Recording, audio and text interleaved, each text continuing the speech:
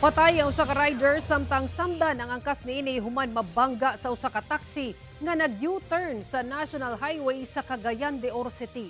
Taxi driver emosyonal nga nangayo og pasaylo tungod sa hitabo. Ani ang report ni Cyril Chavez. Sa kung saan nagdipinsa sa akong kaugalingon at tubangan sa Ginoo. Sa kalagin ako. Emosyonal o wala gyud mapugni ang paghilak.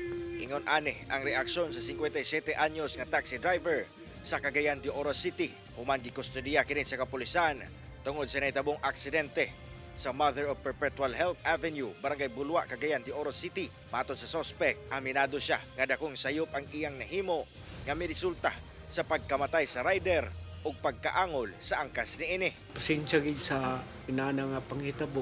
Di na ito yun malikayan. Wa siya yun na ako tuyo Matod sa Traffic Enforcement Unit, nahitabo ang aksidente pasado las 10 sa gabi adlawng Martes.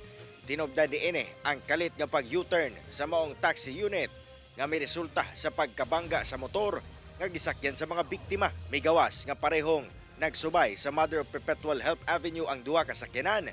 Yang nahitabo ang panagbangga. Kung lagpot siya, marang patal siya ang iyang ulo. So para walay helmet dito nakita man pero nay nag-ingon nga wala daw helmet. Kasong reckless imprudence resulting to homicide, serious physical injury, and damage to property ang atubangon sa taxi driver. Hinoon, nakatakda pang magkita ang taxi driver ug ang nahibiling banay sa namatayng biktima lakip sa angkas niini. Kinahanglan gyud matngon gyud sa atong pagmaniho sa atong sakyanan labi na kaning motor. Kauban si Jaybert Pairat, Cyril Chavez.